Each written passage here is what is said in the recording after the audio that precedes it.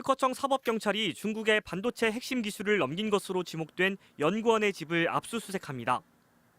핸드폰, 그다음에 핸드폰 번호 나와 있는 종이. 이 연구원을 포함해 국내 대기업과 중견기업 전 현직 직원 6명은 반도체 웨이퍼 연마 공정도 등을 중국에 빼돌린 혐의를 받고 있습니다.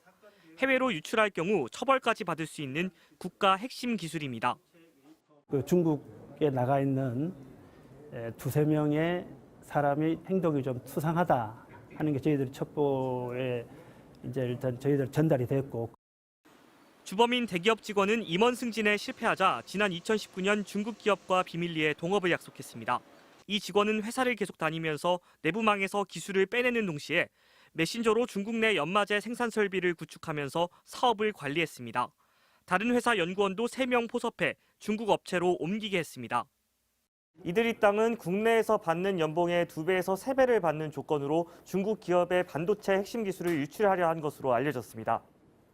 기술이 유출되면서 규모가 가장 작은 회사의 피해액만 1,000억 원이 넘는 것으로 추산됩니다. 해외 기술 유출 사례는 최근 5년 동안 112건, 피해 금액은 26조 원이 넘는데 이 가운데 36건은 국가 핵심 기술이었습니다. 기술 대부분은 중국으로 유출됐습니다.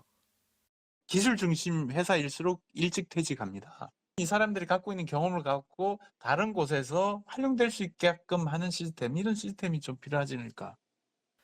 특허청은 우수한 반도체 인력이 유출되지 않도록 특허 심사관 재취업 기회를 제공하는 한편 법원 등의 기술 유출 범죄 형량 상향을 요청할 계획입니다.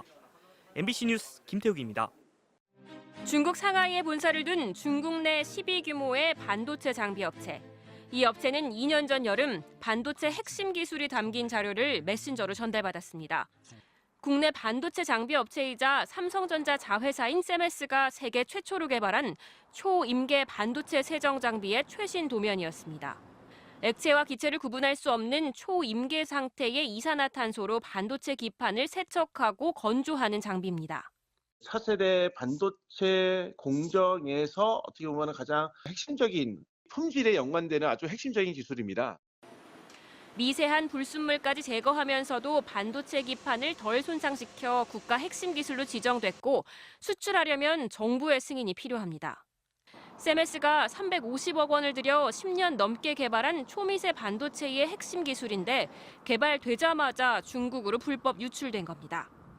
주도한 인물은 6년여 전 세메스를 퇴사한 뒤 따로 회사를 차린 전 직원 남모 씨.